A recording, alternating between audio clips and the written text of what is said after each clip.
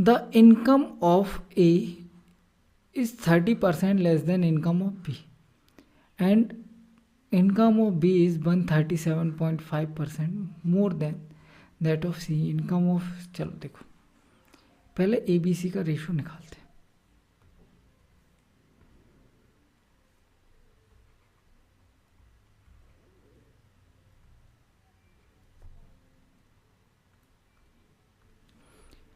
Thirty percent less than income of B.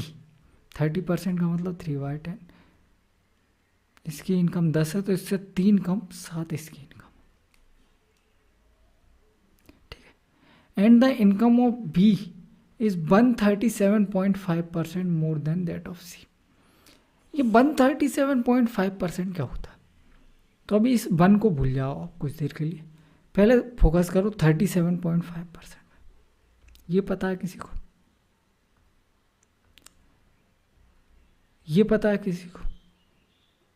ये भी नहीं पता, ये तो पता ही होगा। यहाँ से शुरू करते हैं। ये क्या होता है? 25%, 1/4।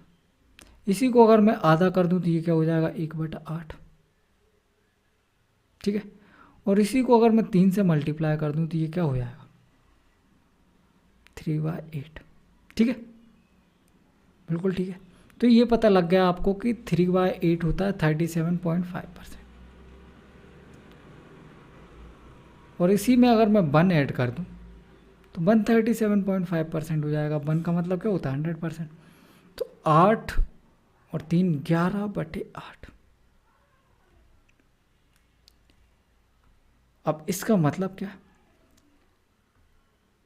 137.5% मोर देन दैट ऑफ सी। मतलब सी की इनकम अगर 8 है तो इससे 11 ज़्यादा 19 बी की इनकम है।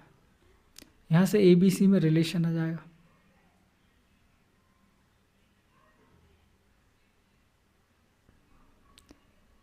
इधर 19 से मल्टीप्लाई करना है। 19 सत्ते 133, 19 धाम के 190 और ये 80। क्या दिया है आपको? Income of A is less than that of B, मतलब ए और बी के बीच का डिफरेंस। यहां से देख लो क्या है? 3, 19 दिया 57। इसकी वैल्यू दे रखी है 28500। 19 से कटना चाहिए। 19 से कम 19 बचेगा कितना? 9, 19 पंजे 95, 2 0।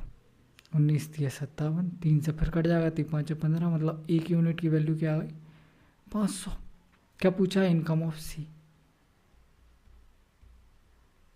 8 पंजे 40, 2 1 3 0 ऑलरेडी है ये आंसर, ठीक है।